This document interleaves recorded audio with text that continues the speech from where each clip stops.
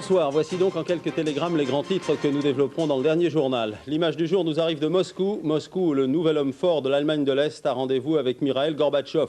Voyage délicat pour un homme dont le pouvoir est ébranlé par les manifestations des derniers jours. Jean-Marc Ilouz.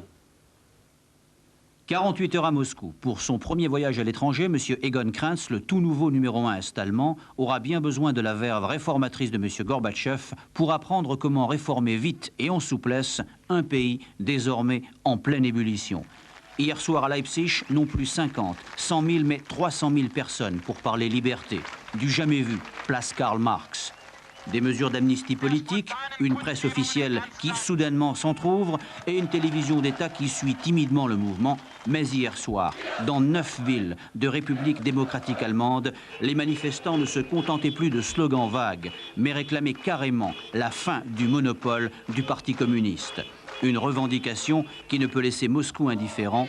L'Allemagne de l'Est est au cœur du dispositif militaire soviétique en Europe. Pour le reste de l'actualité, voici images et commentaires avec Louis Carzou. Oui.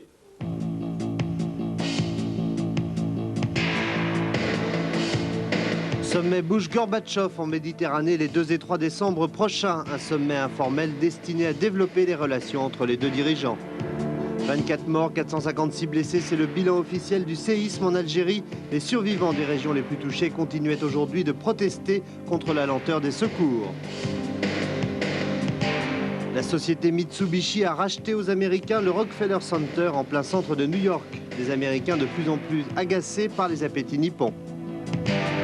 L'État annonce l'indemnisation des victimes de la grève des finances. Principales bénéficiaires, les entreprises qui ont subi le retard du remboursement de la TVA. Turgut Özal, élu président de la République en Turquie. L'ancien Premier ministre a remporté la majorité absolue malgré le boycott de l'opposition.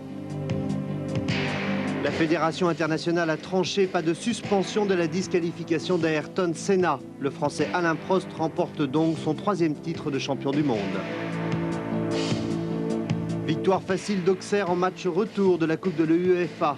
Les joueurs de Giroud ont battu les Finlandais du Rovaniemi 3-0.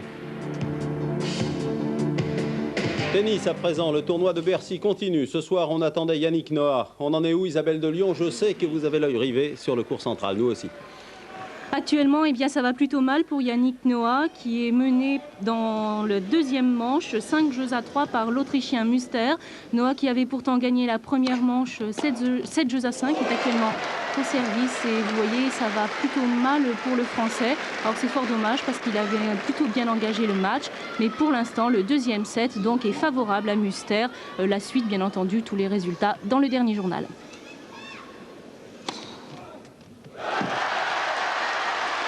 Voilà, il va se reprendre, vous l'avez compris, là, c'est un bon service, réussi. Les autres qualifiés de la journée sont l'Américain Brad Gilbert, l'Haïtien Ronald Agenor, le Suisse Jakob Lasek, le Yougoslave Miroslav Messir et l'Allemand Boris Becker. On enchaîne avec un coup d'œil sur les marchés financiers. Fermeté à la bourse de Paris, où l'indice CAC 40 gagne 0,80% aujourd'hui. À New York, Wall Street termine en forte hausse ce soir. Le Dow Jones gagne, vous allez le voir, 41,60 à 2645 points tout rond. La tendance météo pour demain, très nuageux avec des ondées sur la moitié nord, temps estival dans le midi, confirmation avec Laurent Cabrol que voici. Un ciel de Toussaint sur une grande moitié nord, mais un ciel estival sur une petite moitié sud. Dans l'ensemble, de toute manière, les températures seront très douces. Et voici ces températures entre 15 et 23 degrés, moyenne nationale 18 degrés.